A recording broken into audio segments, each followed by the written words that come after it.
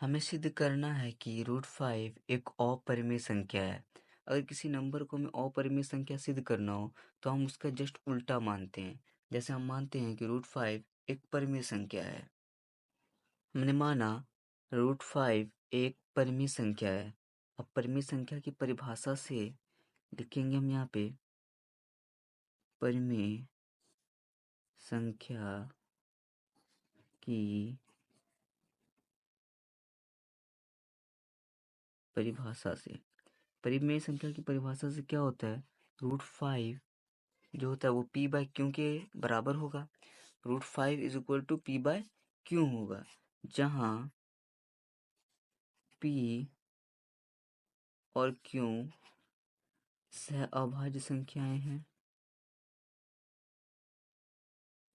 सहअभाज्य संख्याएं हैं तथा जहाँ q is not equal to 0 है। जहाँ q is not equal to 0 है। √5 p/q के रूप का है अगर परिमेय संख्या है तो। जहाँ p और q सहअभाज्य है, p और q सहअभाज्य है, जहाँ q is not equal to 0 है। ये तो परिमेय संख्या कहती है। अब हमें इस √5 में रूट को हटाना है तो इसके लिए हमको क्या करना पड़ेगा, इस पे स्क्वायर करना पड़ेगा।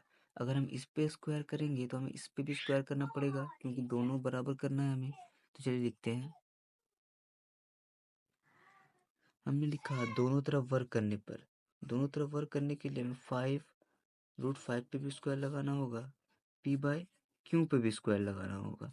तो √5 पे स्क्वायर लगेगा तो सिर्फ 5 बचेगा।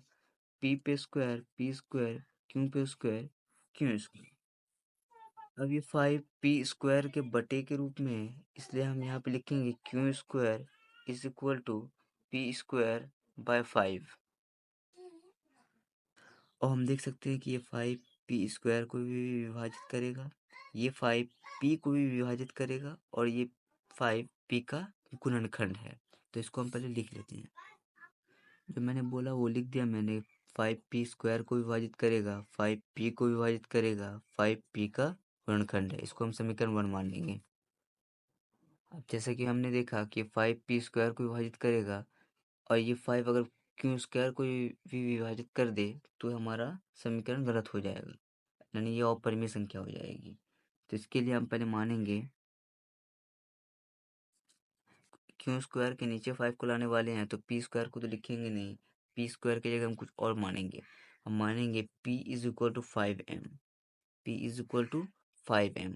अब p का मान समीकरण 1 में रखने पर, ये समीकरण 1 है और ये वाला समीकरण 2 मान लीजिए। हमने लिखा p का मान समीकरण 1 में रखने पर, समीकरण 1 हमारा कितना है देख लीजिए।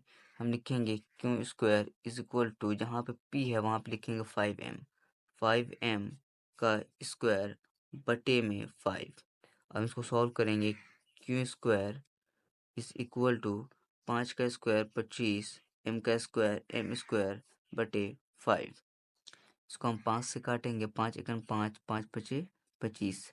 q square 5m square, 5m हमें नहीं चाहिए तो m इंटू में है तो बराबर की इस तरफ चला जाएगा तो इसके भाग में हो जाएगा।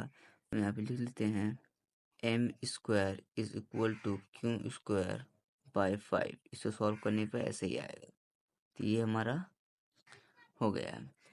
अब इसे हम लिखते हैं कि 5 q स्क्वायर का गुणनखंड है, 5 p q का गुणनखंड है और 5 q स्क्वायर को काटेगा।